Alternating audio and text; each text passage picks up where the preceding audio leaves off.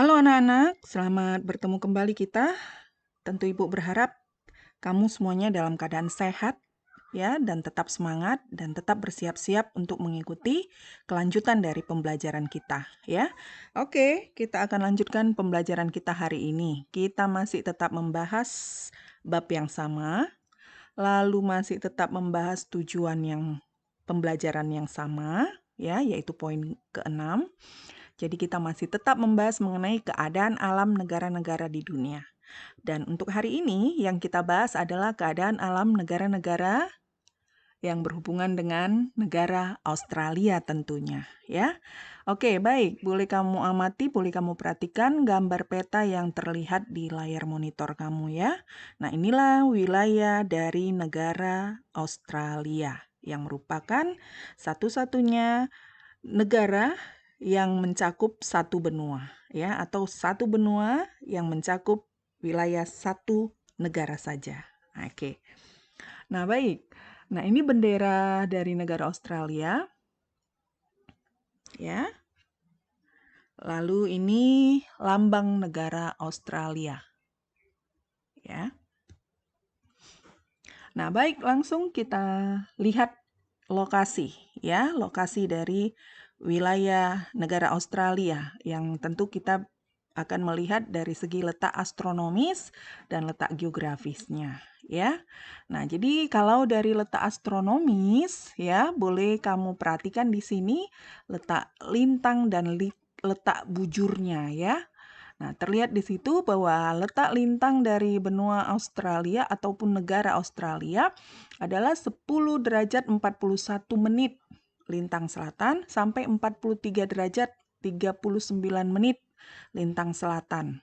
Dan 113 derajat 9 menit bujur timur sampai 153 derajat 39 menit bujur timur. Jadi seluruh wilayah Australia itu berada di lintang selatan atau di belahan bumi selatan. Lalu seluruhnya berada di belahan bumi bujur timur, ya. Dari letak astronomis itu yang langsung bisa kita ketahui. Nah, jadi kalau diperhatikan gambar ataupun wilayah di dalam peta, nah terlihat ya. Jadi dari 10,41 tadi ya, 10 derajat 41 menit lintang selatan. Nah, itu start mulai dari sini ya. Jadi yang terlihat di gambar ini, nah, mulai start ini, inilah dia yang 10 derajat tadi ya. Nah, sampai oke 43 derajat ya.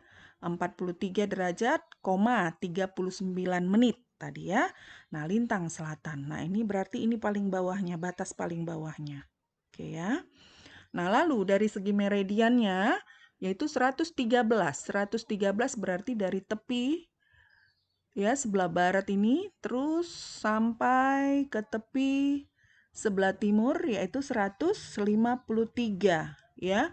153 derajat 39 menit bujur timur ya. Nah, ini dia kalau kita perhatikan. Nah, jadi inilah keseluruhan dari wilayah negara Australia ya. Nah, lalu kalau dilihat dari segi letak geografis berarti kalau kita perhatikan gambar di peta ini, ya langsung bisa kita ketahui bagian utara keseluruhan ini ya, bagian yang paling atas ini. Nah, Australia berbatasan dengan Indonesia. Ini mewakili wilayah Asia ya, Asia Tenggara khususnya. Nah, Indonesia. Lalu selain itu berbatasan dengan wilayah perairan laut ya, yaitu Laut Timur. Lalu berbatasan dengan wilayah perairan Laut Arafuru. Lalu berbatasan dengan Laut Koral. Nah, ini dia. Nah, lalu kalau di bagian selatan, tadi di bagian atas, ini di bagian selatan atau bagian bawah, ya. Nah, itu berbatasan dengan, ini adalah Samudra Selatan. Samudra Selatan. Ya. Dan Laut Tasman. Jadi berbatasan dengan Laut Tasman dan Samudra Selatan. Oke ya. Nah, kalau sebelah timur, ini dia, berarti sebelah timur ini semua, ya sebelah timur. Nah, Australia berbatasan dengan Samudra Pasifik, ya, khususnya Samudra Pasifik bagian selatan, ya. Ini, oke. Nah, lalu kalau bagian barat, negara Australia berbatasan dengan Samudra Hindia, ya. Nah, inilah letak geografisnya, letak wilayah Australia berdasarkan objek-objek yang ada di sekitar ataupun yang ada di sekelilingnya. Oke. Nah, baik. Nah, jadi Australia itu adalah negara yang satu-satunya di dunia yang wilayahnya merupakan satu benua, ya, yaitu benua Australia. Atau dengan kata lain, di benua Australia itu hanya terdapat satu negara. Nah, itu ya, yaitu negara Australia. Jadi benua sekaligus negara. Nah, itu dengan kata lainnya ya. Nah, oke, lalu dari segi luas, wilayah Australia itu mencapai sekitar 7.682.300 km persegi. Nah, berdasarkan lintang ataupun berdasarkan letak astronomis dan letak geografis, nah akhirnya diketahuilah kalau negara Australia itu mengalami 5 daerah iklim. Ya, 5 daerah iklim. Nah, yang pertama sebenarnya kalau kita lihat dari segi lintang, ya, dari segi lintang sudah pasti kita langsung bisa tebak kalau untuk negara Australia itu mengalami 3 daerah iklim, ya, yaitu iklim tropis. Artinya wilayah Australia itu berada di zona 0 sampai 23,5, ya. Artinya di dalam zona 23,5 itu yaitu sekitar 10 ya. Ini ada 10 atau 10 derajat 41 menit ini atau 11 katakanlah ya, 11 sampai 23,5 wilayah Australia itu sudah pasti iklim tropis.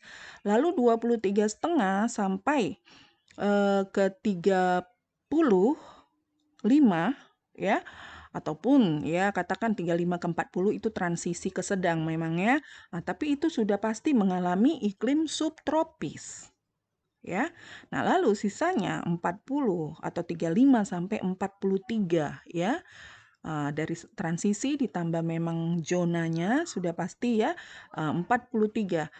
Itu sudah pasti iklim sedang, mengalami iklim sedang. Yang notabene itu mengalami 4 musim tahunan yang sangat jelas. Nah, itu ya. Nah, jadi sampai batas 43 ataupun 43 derajat 39 menit atau katakan 44 derajat itu sudah pasti mengalami iklim sedang. Nah, itu kalau dilihat dari segi lintang. Nah, lalu ditambah lagi letak geografisnya. Letak geografis dari wilayah negara Australia di mana bagian barat, bagian timur itu berbatas dengan wilayah perairan, ya, tadi sudah jelas, sudah pasti itu mempengaruhi kondisi iklim. Nah, jadi sehingga dapatlah disimpulkan iklim yang dialami oleh negara Australia yaitu pertama, iklim hujan daerah tropis. Nah, itu di pantai timur Australia, di mana angin laut banyak membawa uap air.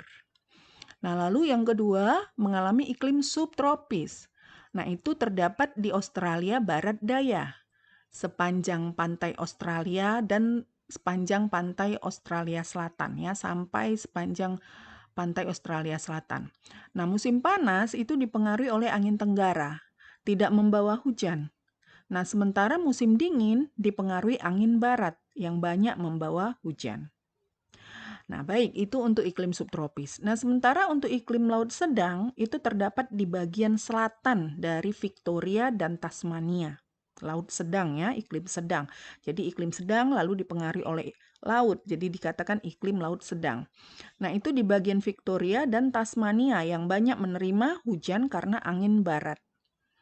Nah, lalu selain itu mengalami juga iklim muson atau iklim musim, yaitu pengaruh dari angin yang bertiup dari wilayah Asia menuju ke arah Australia, begitu juga angin yang bertiup dari arah Australia nanti akan menuju ke wilayah daratan Asia. Ya. Nah, itu dia. Jadi terjadi angin muson.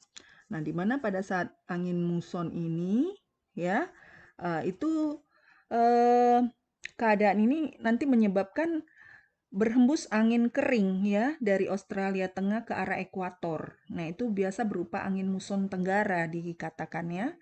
Nah, jadi hal itu menyebabkan terjadinya musim dingin ya, musim dingin yang kering di daerah Australia bagian utara. Jadi musim dingin tapi kering gitu ya, karena tidak membawa uap-uap air. Nah, sebaliknya pada bulan-bulan panas di Australia, ya, tentu saja angin akan bertiup nanti dari arah barat laut, barat laut. Nah, kemudian melewati wilayah lautan luas. Nah, angin ini membawa banyak awan hujan, ya. Nah, hal ini menyebabkan terjadilah turun hujan di daerah Australia bagian utara. Nah, itu dia yang disebut iklim muson atau iklim musim. Nah, baik. Kemudian ada mengalami iklim gurun pasir, ya, iklim gurun. Nah, oke. Nah, ini terjadi di Australia Barat dan Tengah. Nah, ini menerima hujan sedikit sekali. Lalu selain sedikit sekali menerima hujan, perbedaan suhu juga sangat mencolok, ya. Nah, itu dia sangat kontras antara musim dingin dengan musim panas itu sangat menyolok sekali. Ya, pada saat musim dingin dingin sekali, pada saat musim panas ya panas sekali. Begitu juga suhu yang mencolok pada saat malam dan siang hari. Pada saat malam dingin sekali, pada saat siang panas sekali. Jadi sangat mencolok dia, ya. Nah, itu dia dikatakan dengan iklim gurun pasir. Nah, selain itu juga dipengaruhi oleh angin pasat yang bertiup di daerah tersebut ya. Sehingga boleh dikatakan ya semakin kering, semakin panas di wilayah daerah iklim gurun pasir ini. Nah, ini boleh kita perhatikan gambarnya di peta ya. Nah, ini sudah sangat jelas sekali diberitahu zona-zona dari iklim-iklim yang dialami ya. Jadi seperti ini yang berwarna biru inilah bagian utara dari Australia tadi ya. Di mana lintangnya masih lintang rendah ini sekitar yang 10 tadi sampai sekitar 15 derajat, 20 ya. Ini masih mengalami iklim tropis. Oke. Nah, sementara yang berwarna orange lah ya kita katakan ini merupakan daerah stepa padang rumput namun yang relatif kering ya. Itu dia relatif kering. Nah, sementara yang berwarna merah lah kita katakan ini merupakan daerah gurun ya. Jadi tadi yang mengalami iklim gurun pasir itu. Nah, inilah dia. Oke, sangat luas. Nah, kemudian yang berwarna peach ataupun berwarna pink muda, ini sedikit ya, kita lihat di bagian bawah dari yang berwarna merah. Nah, ini disebut iklim gurun namun sejuk ya, karena sudah ada pengaruh transisi dari iklim sedang, lalu pengaruh angin yang membawa uap air ya. Jadi ini disebut dengan iklim gurun sejuk. Nah, lalu yang berwarna hijau, ya, hijau muda. Nah, ini dikatakanlah sebagai wilayah yang mengalami kondisi panas, ya, yang relatif terik. Nah, ini ya, kalau diperhatikan pun ada di sini kelihatan, ya. Nah, itu dia. Nah, sementara yang berwarna hijau yang relatif lebih tua, oke, sampai dengan Pulau Tasmania ini. Nah, ini dikatakanlah sebagai wilayah yang mengalami iklim panas ya, ada panas, wilayah iklim yang dipengaruhi oleh suasana panas atau suhunya relatif lebih panas. Oke, itu dia. Nah, walaupun untuk wilayah Tasmania nanti di wilayah Victoria ya kita ketahui itu ya mengalami iklim laut sedang juga tadi ya. Ya, jadi di wilayah dari Victoria dan Tasmania itu banyak menerima hujan ya. Nah, itu dia. Oke, baik. Inilah dia untuk kondisi iklim di wilayah negara Australia. Oke. Nah, kemudian kita akan lihat keadaan bentuk muka buminya ya. Kalau dilihat dari keadaan bentuk muka bumi, ya ternyata dapat diketahuilah Terdapat 4 bentuk muka bumi di Australia, yaitu berupa dataran pantai, kemudian dataran tinggi timur, lalu dataran rendah tengah, dan dataran tinggi yang cenderung relatif mendatar puncaknya. Jadi tidak terlalu tinggi ya. Jadi yang cenderung puncaknya itu relatif datar. Nah, itu disebut dengan plato. Nah, untuk daerah pantai ya. Nah, itu terdapat di bagian timur Australia yang memanjang dari Queensland sampai Victoria. Nah, wilayah ini merupakan wilayah terpadat di Australia, ya. Nah, jadi jalur pantai yang sempit terdapat di wilayah ini dan jalur pantai yang sempit itu terdiri atas lembah-lembah sungai dan berbukit-bukit ya. Nah, lalu di sini juga dijumpai beberapa sungai pendek dengan aliran yang relatif baik. Ya, jadi ada beberapa sungai lah ya di situ. Sungai ini penting bagi pertanian seperti di wilayah Sydney dan yang menggunakan 3 sungai ya. Ya ini Sungai Hawkesbury, Parramatta dan George ya. Nah, itu dia untuk wilayah pantai ini.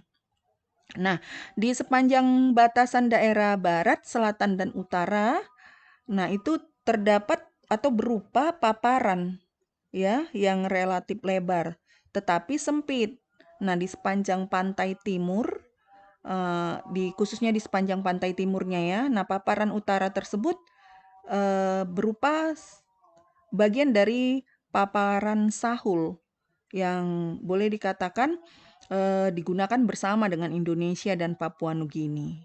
Nah, jadi itu dia di bagian sepanjang batas daerah barat, selatan, dan utara ya. Jadi itu berupa daerah paparan. Oke. Nah, itu untuk daerah pantai. Nah, sementara untuk yang dataran tinggi atau disebut juga dengan the Great Dividing Range ya. Nah, itu terletak di bagian timur dari Australia juga ya. Jadi setelah pantai, nah itu setelah wilayah pantai di sebelah baratnya, yaitu adalah the Great Dividing Range. Oke. Wilayah ini memanjang sejauh 3.500 km dari Cape York Peninsula sampai Tasmania. Wilayah ini terdiri atas lembah atau jurang yang curam, namun merupakan yang tersubur di Australia. Ya, nah itu untuk dataran tingginya ya. Nah, jadi di wilayah ini dulunya dikenal sebagai pegunungan pemisah besar, ya. Jadi berupa dataran tinggi yang berbentuk gunung-gunung tua yang kemudian terkena erosi atau terkikis selama jutaan tahun. Nah, dataran tinggi tersebut berawal di dekat semenanjung tadi ya, Cape York, dan membentang terus ke selatan ke arah Tasmania. Nah, itu dia. Oke. Nah, jadi di dataran tinggi ini juga mencakup beberapa wilayah pegunungan ya. Beberapa wilayah pegunungan seperti Pegunungan Biru, sampai dengan pegunungan salju atau disebut dengan Snowy Mountains. Nah, nanti di salah satu pegunungan salju ini ada satu puncak yang merupakan puncak tertinggi di Australia. Nah, disebutlah dengan Gunung Kosciuszko ya. Gunung Kosciuszko. Oke ya. Nah, itu untuk dataran tinggi timur atau disebut juga dengan the Great Dividing Range ya. Nah, mungkin ini bisa kita lihat lah ya. Oke. Nah, kalau tadi wilayah pantai, ya tentu ini kita perhatikan dia pantai sempit tadi. Lalu bagian utara sampai dengan bagian barat ya. Nah, ini pantainya merupakan wilayah pantai yang sempit ya. Nah, jadi boleh dikatakan ini merupakan wilayah paparan. Paparan yaitu berupa wilayah dangkalan ya. Nah, di mana dangkalannya ini merupakan bagian yang bersamaan dengan wilayah dari dangkalan Sahul milik Indonesia ya. Artinya lanjutan dari dangkalan tersebut ya. Nah, jadi wilayah pantai dari Australia pun bagian barat ya, utara, wilayah selatan dan timur ini berupa dangkalan. Oke. Nah, kemudian tadi dikatakan untuk yang Kedua tadi dikatakan dataran tinggi timur. Dataran tinggi timur ini ya, dataran tinggi timur ini yang disebut dengan the Great Dividing Range. Nah, ini diperlihatkan di sini. Dia berupa dataran tinggi yang tidak terlalu, artinya ya tidak tinggi sekali ya. Jadi relatif nggak begitu tinggi sekali wilayahnya. Nah, ini membujur lah ya, dikatakannya membujur dari utara. Ini Cafayok Peninsula dari utara ini membujur, terus membujur. Nah, kemudian ini lagi yang agak coklat ini, atau agak orange ini. Nah, ini dia. Nah, ini juga disebut the Great Dividing Range, ya. Nah, terus membujur nanti sampai di Pulau Tasmania. Nah, inilah yang disebut dengan sebagai pegunungan pemisah besar. Pegunungan pemisah besar. Ini tadi ya. Jadi kalau dari Australia ya masih dikatakan bagian timur ya, tapi kalau kita bicara tadi pantai timur, ya berarti di sebelah dari pantai timur itu, di bagian baratnya, nah itulah dia the Great Dividing Range ya, atau dengan kata lain masih di lingkungan sebelah timurnya Australia lah ini dikatakan ya. Nah, itu dia kalau untuk dataran tinggi timur ya. Lanjut, kemudian dataran rendah tengah. Dataran rendah tengah itu memiliki ciri sangat datar. Ketinggiannya sekitar 200 meter di atas permukaan laut. Nah, itu tersusun atas batuan berusia tua, lalu sangat kering dan sangat panas. Dengan kata lain itu memiliki gurun, iklim gurun dan semi gurun ya. Nah, dataran rendah tengah ini meliputi seperempat bagian dari benua Australia wilayahnya. Ya, nah, jadi boleh dikatakan wilayah dataran rendah tengah ini itu kawasan ini terbentuk dari endapan yang membentang dari daerah pantai utara di Teluk Caventaria ke arah selatan di dataran rendah Sungai Murray dan Sungai Darling. Ya, nah itu dia. Jadi kalau nanti boleh kita lihat nanti di seluruh kawasan ini terdapat banyak cekungan ya. Di sebelah utara terdapat cekungan Carpentaria, ya. Di sebelah selatan ada cekungan Carpentaria, ada cekungan Danau Erie, ya, yang sangat luas. Terus di kawasan ini juga umumnya sungai bersifat tidak tetap dan hanya mengalir kalau hujan. Nah, sungai-sungai tersebut biasanya mengalir ke danau-danau besar di daerah pedalaman dan tidak pernah sampai ke laut, ya.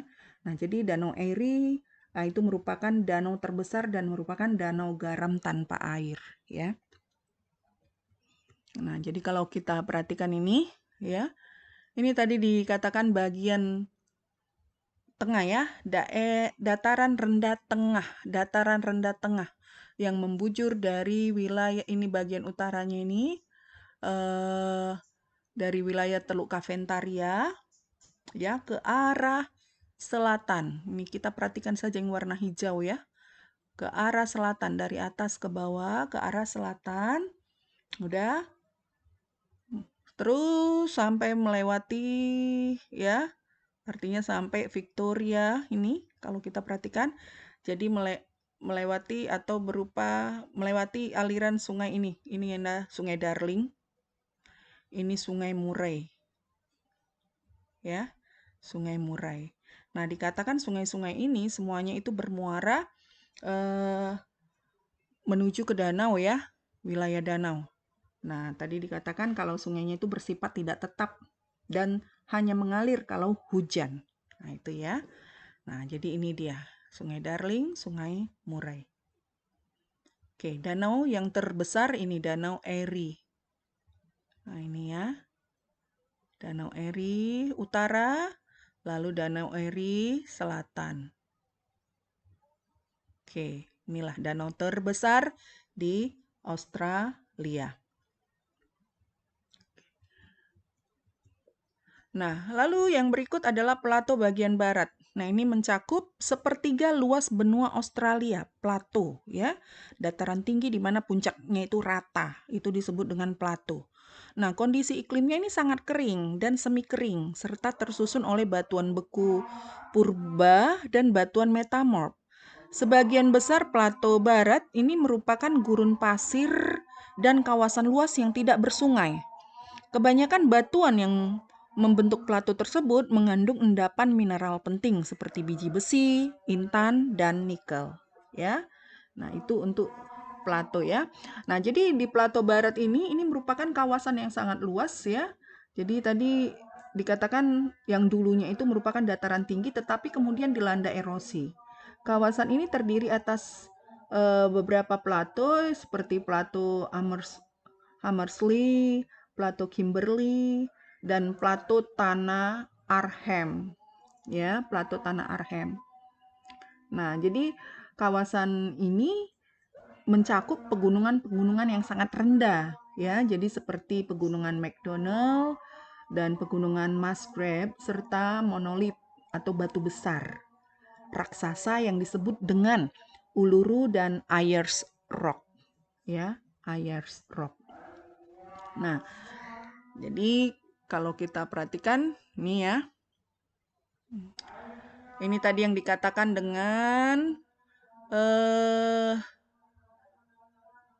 kalau kita lihat ini ya, jadi di sekitar ini ya, ini merupakan daerah Plato Barat ya, wilayah Plato Barat. Oke.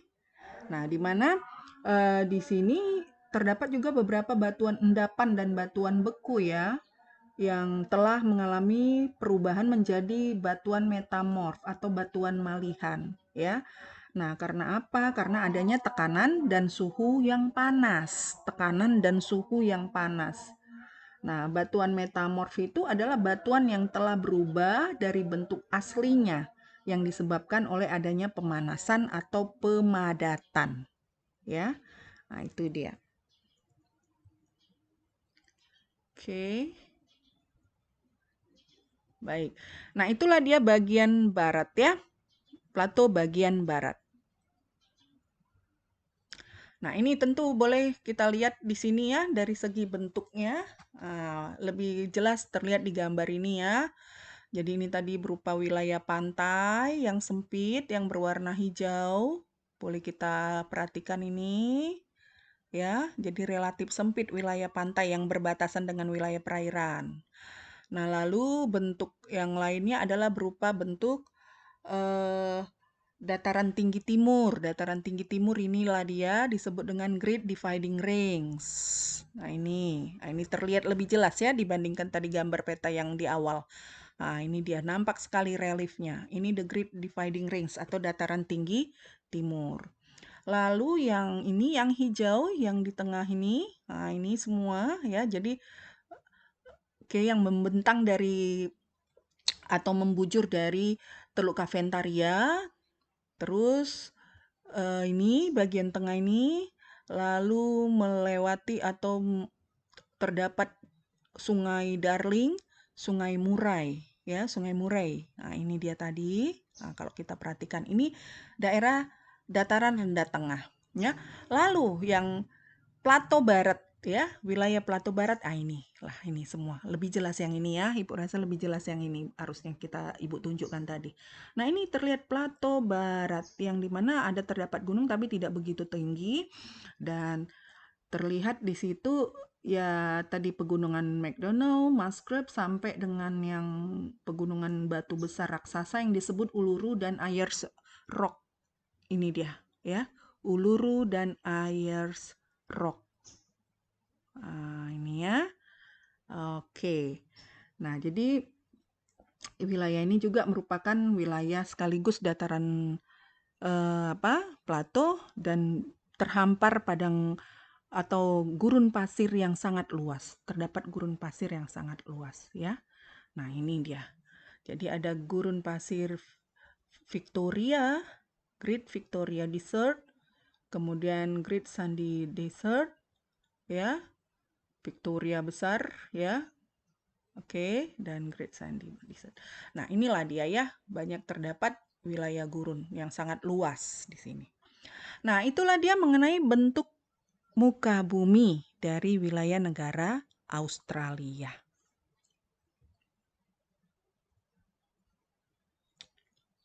Oke.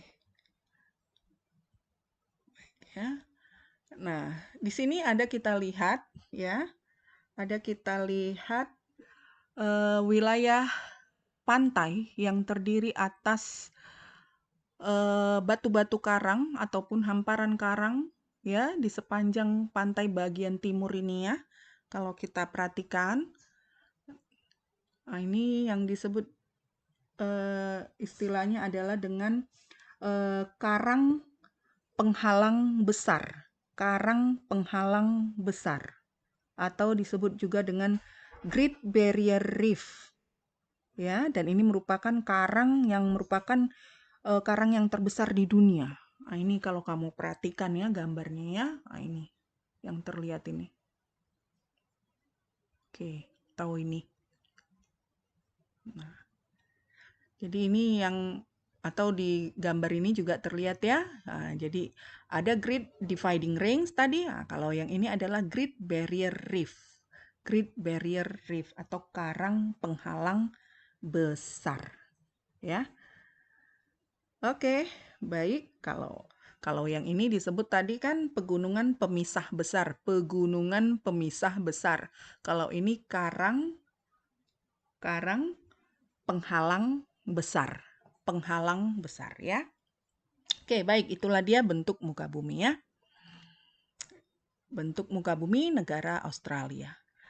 Nah, oke, keadaan geologi Australia, dapat dikatakan memiliki sejumlah potensi sumber daya alam ya, jadi seperti minyak dan gas, kemudian bauksit, batu bara, biji besi, intan, aluminium, tembaga, emas, mangan, litium, biji mangan, fosfat, nikel, vanadium, zinc, perak, dan uranium.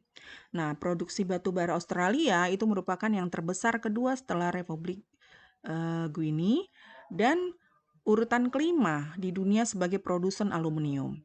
Nah, batu bara hitam Australia itu menempati peringkat kelima dunia setelah Amerika Serikat, Rusia, Cina, dan India. Nah, Australia juga memiliki sumber daya emas terbesar di dunia. Ya, jadi ya berikutnya kemudian ya Afrika Selatan dan Rusia. Nah, baik. Bicara tentang flora dan faunanya ya. Jadi melihat dari posisi geografis Australia yang terisolasi membuat negara ini memiliki keunikan flora dan fauna. Nah, jadi sekitar 80% dari tanaman bunga, mamalia, reptil, dan katak itu adalah khas Australia. Vegetasi yang umumnya ditemui di Australia itu adalah vegetasi yang telah beradaptasi dengan kondisi kering. Vegetasi yang dominan itu adalah rumput hummock yang umumnya berada di Australia Barat, lalu Australia Selatan, Australia Utara, ya. Nah, di mana pada wilayah Australia Timur, nah itu terdapat hutan eukaliptus yang lebih umum dijumpai di wilayah tersebut. Nah, di barat dapat dijumpai hutan akasia dan semak belukar. Nah, itu untuk floranya ya. Nah, lalu kalau dilihat di faunanya, Australia ini memiliki lebih dari 378 spesies mamalia, lalu 828 spesies burung, 300 spesies kadal, 140 spesies ular, dan 2 spesies buaya. Nah, beberapa yang sangat terkenal dan menjadi simbol atau ikon Australia itu adalah kanguru, wallaby, koala, dan setan Tasmania atau Tasmanian Devil. Nah, selain itu, Australia memiliki beberapa fauna asli seperti dingo, platypus, curawong, angsa hitam, kookaburra, dan leopard. Nah, fauna lainnya adalah ular yang banyak ditemukan di Australia. Nah, Australia ini memiliki banyak ular berbisa. Bahkan 21 dari 25 ular itu paling mematikan ada di Australia. Ya. Nah, jadi selain keanekaragaman hayati di daratan, Australia juga memiliki keanekaragaman hayati di lautan. Nah, Australia itu memiliki 4.000 jenis ikan. Australia juga memiliki sistem terumbu karang terbesar di dunia yang tadi sudah kita sebutkan ya, yang bernama Great Barrier Reef. Nah, beberapa spesies di lautan Australia antara lain hiu putih besar, hiu paus raksasa, dan ubur-ubur kotak atau the box jellyfish, ya, yang merupakan binatang paling berbisa di dunia. Nah, oke, itu untuk flora dan fauna ya. Nah, sekarang kita lihat mengenai kondisi penduduk. Nah, kondisi penduduk, nah, dapat kamu perhatikan dari segi profil negara Australia, yaitu nama negara. Nah, nama negara disebut dengan Persemakmuran Australia atau Commonwealth of Australia, dengan ibu kota Canberra, bahasa nasional Inggris, sistem pemerintahan federal, parlementer, dan monarki konstitusional. Oke, nah karena merupakan negara Commonwealth tadi, nah kepala negara itu adalah Ratu Elizabeth II dan sebagai wakilnya sebagai perwakilannya di Australia adalah Gubernur Jenderal ya. Nah, kepala pemerintahan, jadi yang melaksanakan pemerintahan itu adalah Perdana Menteri dengan mata uang dolar Australia. Penduduk asli itu adalah aborigin. Agama mayoritas adalah Kristen ya. Nah, pertumbuhan penduduk ya berkisar 1,5% menurut data 2019 dan jumlah penduduk berkisar 25.360.000 jiwa menurut data 2019. Lalu usia harapan hidup 82,75 ya tahun menurut data 2018 dan pendapatan per kapita 52.158 dolar US dollar ya menurut data 2020. Oke. Nah, jadi seperti yang kita ketahui ya, ribuan tahun sebelum kedatangan bangsa Eropa itu suku aborigin ya telah hidup di Australia di sepanjang pelabuhan Forest Horse, Sydney bagian utara. Nah, pada tahun 1788 jumlahnya mencapai 750.000 jiwa. Lalu seiring dengan berjalannya waktu melalui aktivitas pelayaran samudra, nah adalah beberapa pelaut-pelaut dari Eropa berlabuh di wilayah daratan benua Australia ini ya. Jadi ya seperti William James ya, kemudian setelah itu ada beberapa lagi di mana ya seperti William James terkenal dengan penemuan Teluk Kaventarianya, lalu seperti Abel Tasman juga ya sebelum James Cook itu Abel Tasman, hanya saja Abel Tasman. Nah, itu menemukan Pulau Tasmania, namun dia melanjutkan lagi pelayarannya sampai ke Selandia Baru. Nah, kemudian ada juga ya akhirnya ya James Cook lah ya 1770. Nah, itu pada saat datang ya karena memang pada saat itu belum diketahui kalau ini wilayah daratan ini sudah dipetakan, sudah ditemukan. Akhirnya James Cook mengklaim ya karena dia melalui pantai bagian timur ya berlabuhnya dan dia mengabaikan penduduk asli aborigin dengan menyatakan bahwa benua Australia itu tidak berpenghuni atau tidak dengan kata lain ini benua belum ditemukan ya, belum dipetakan sehingga dia mengatakan Australia ini sebagai benua ataupun daratan terra incognito ya. Nah, jadi yang artinya belum dipetakan, belum ada penemu gitu ya. Nah, jadi setelah itu ya akhirnya tersiar sampai ke Eropa ya.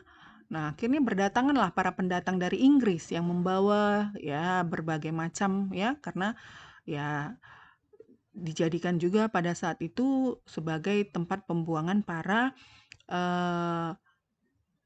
kaum kriminalitas ya, para narapidana sebagai tempat untuk penghukuman bagi mereka. Nah itu dia ya. Kemudian ya penduduk pun berdatangan juga ya. Dan apalagi setelah ditemukannya emas di Australia. Nah, mulailah para imigran berdatangan secara besar-besaran. Ya, pada tahun 1851 itu sampai 1974 penduduk pun bertambah dengan pesatnya. Ya, jadi sebagian besar penduduk yang datang ke Australia, penduduk kulit putih ya berasal dari Inggris, itu sudah termasuklah ya England, Skotlandia, Wales, Irlandia ya. Kemudian Belanda, Jerman, dan Italia. Lalu ya kemudian diikuti oleh penduduk Asia seperti Jepang dan Cina ya, Vietnam dan kemudian dan lain sebagainya. Nah, jadi dalam prosesnya ya di tahun 1901 itu dibuatlah undang-undang yang menyatakan undang-undang pengesahan pembatasan imigran ya, undang-undang pembatasan imigrasi ya, yang akhirnya dikenallah dengan pelaksanaan politik White Australian Policy ya, pelaksanaan Australia putih. Nah, di mana di situ dikatakan bahwa Australia itu adalah diperuntukkan hanya untuk orang kulit putih ya. Nah, jadi untuk yang berwarna itu boleh dikatakan agak tidak diperkenankan begitu ya. Nah, jadi alasannya ya tentu itu tadi. Pertama ya memang Australia diperuntukkan hanya untuk kulit putih. Nah, yang kedua karena memang dilihat penduduk Asia seperti Jepang dan Cina sudah mulai berdatangan. Nah, itu mereka menganggap ya penduduk Cina ini seandainya pun sebagai buruh itu mereka anggap lah ya, bukan hanya Cina, pokoknya penduduk dari Asia lainnya itu bersedia dibayar murah gitu. Bersedia dibayar mudah sebagai buruh, dan ini tentu saja akan menjadi saingan bagi buruh Australianya sendiri. Nah, itu dia. Nah, kemudian selain itu juga penduduk Australia menganggap atau pemerintah Australia menganggap kalau penduduk Asia ini lebih relatif cepat bertambahnya. Jadi mereka menganggap ini akan menjadi sesuatu yang akan menjadi masalah nantinya, akan memunculkan masalah nantinya. Nah, itulah. Jadi itu alasan kenapa dibuat undang-undang pembatasan imigrasi ya.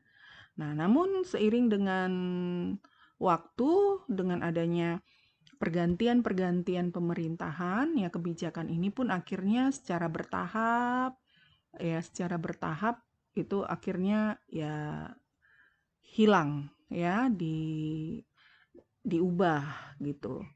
Nah, sehingga akhirnya di tahun 1975, nah akhirnya disahkanlah Undang-Undang Diskriminasi Ras yang melarang syarat seleksi itu dipakai berdasarkan ras.